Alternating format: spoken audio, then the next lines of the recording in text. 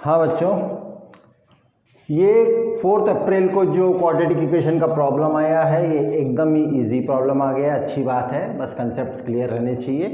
कुछ इजी, कुछ मीडियम, कुछ डिफ़िकल्ट के कारण ही तो अच्छा रिजल्ट आता है। तो आपको ये दिया गया है, if 2 and 6 are the roots of this equation then the quadratic equation whose roots are this. क्या होगा? तो टू स्टार्ट विथ अपने को ये पता रहना चाहिए कि इसकी थ्योरी क्या होगी। इसकी थ्योरी सपोज ये और ये आपको पता ही है तो आप डायरेक्टली सोच सकते हो ये 2 रूट्स है। तो आपको पता है कि it starts with x square minus sum of the roots into x plus product of the roots is equal to 0 बोल के वो इक्वेशन बनता है। तो आप यहाँ पर अगर 2 and 6 को रूट्स मान रहे हो इसके, तो इसकी वजह से आपको सम ऑफ द रूट्स क्या हो गया, 2 + 6 8, प्रोडक्ट ऑफ द रूट्स हो गया 12। तो सम ऑफ द रूट्स आपका यहाँ से आ गया है -b/a। भी तो होता है sum of roots. Sum of roots is -b/a, जो कि आपका 6 + 2 8 हो गया है, 8। इक्वेशन 1 बन गया आपका। और प्रोडक्ट ऑफ द रूट्स में c/a है। अच्छी बात है कि c को उन्होंने कम से कम वेरिएबल नहीं दिया, नहीं तो कुछ नहीं होता। c 1 है यहाँ, 1/a। तो product of the roots is c/a, that is 1/a and it is equal to 6 × 12। तो a की वैल्यू तो डायरेक्टली आपको मिल चुकी है 1/12।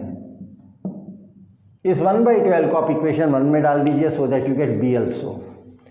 तो 1/12 को आप पुट अप कर दो यहाँ पर, तो आपको पता ही है कि इसकी वजह से तो क्या हो गया, b is -8a एक तरह से।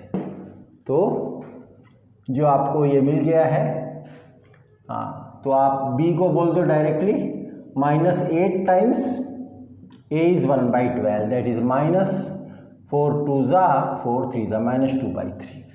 तो a भी मिल गया आपको और b भी मिल गया। a है 1/12, b है -2/3। खत्म।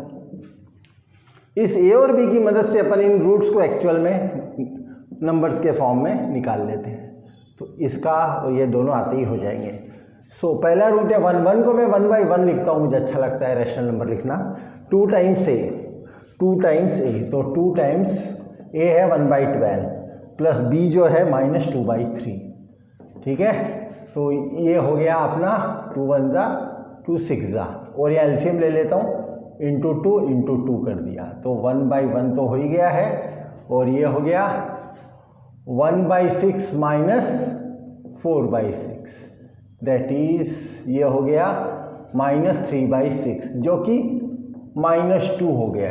ये हो गया -2। तो एक रूट आपका -2 आ गया, याद रखना।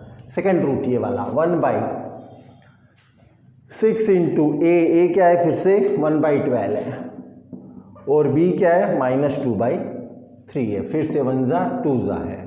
तो ये 1 को मैं लिख देता हूँ 1/1, यहाँ लिख देता हूँ, जगह है 1/1, और ये हो गया 1/2 -2/3।